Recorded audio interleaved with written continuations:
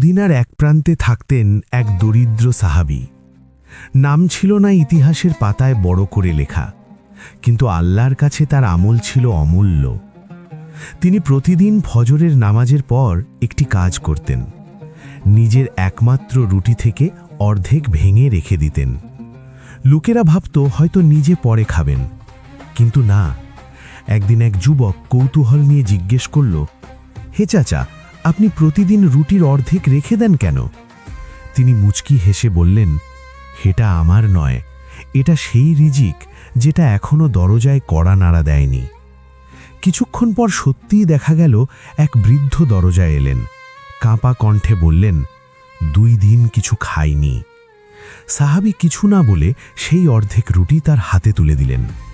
এই দৃশ্য দিনের পর দিন চলতে লাগল। একদিন তিনি অসুস্থ হয়ে পড়লেন।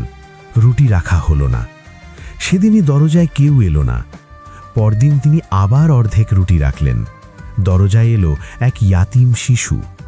তখন তিনি বললেন, আমি রুটি রাখি না মানুষের জন্য, আমি রুটি রাখি আল্লাহর উপর ভরসা করে।